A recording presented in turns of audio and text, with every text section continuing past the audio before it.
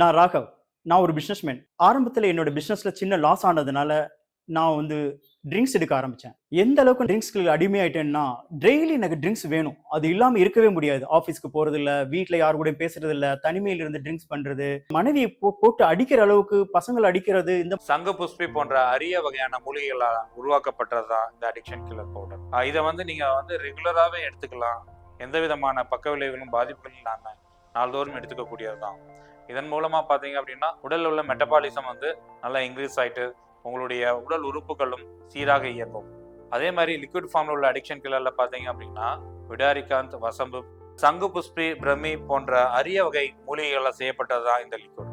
இதை வந்து tea, coffee, juice என பல ஃபார்மில் உள்ள குளிர்பானங்களில் கூட நம்ம கலந்து கொடுக்கலாம் தாராளமாக. பாதிப்புன்னு பார்த்தீங்கன்னா போதை பழக்கம் உள்ளவர்களுக்கு ரொம்ப விரைவாக நரம்புகளும் மூளையும் சரி, உடல் உறுப்புகளும் சரி ரொம்ப சீக்கிரமாக பாதிப்படையும்.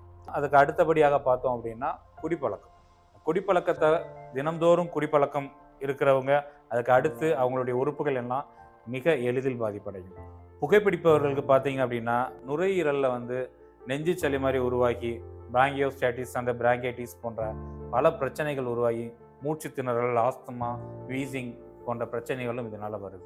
போதைக்கு ஏற்ற மாதிரி ஒவ்வொரு உடலுக்கும் வந்து உடல் உறுப்புகளின் பாதிப்பானது வந்து அதிகமாயிட்டே தான் இருக்கு. அடிக்ஷன் கில்லர் இந்த நிகழ்ச்சியோட நோக்கமே மது மற்றும் போதை பழக்கம் எந்த வடிவத்துல வந்தாலும் அது அடியோட ஒழிக்கப்படணும், அதுக்காக கொண்டு வரப்பட்டதுதான் நம்ம அடிக்ஷன் கில்லர்.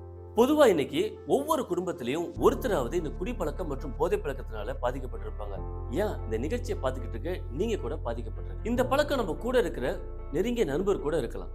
நம்ம குடும்பத்துல இருக்கிற யாருக்குமே இல்லாத இந்த பழக்கம் நமக்கு எப்படி வந்துச்சு, அதனால நம்ம இப்ப எவ்வளவு பாதிக்கப்பட்டிருக்கோம், எவ்வளவு இழந்திருக்கோம் அப்படிங்கிறத ஒரு நிமிஷம் யோசிச்சு பாருங்க.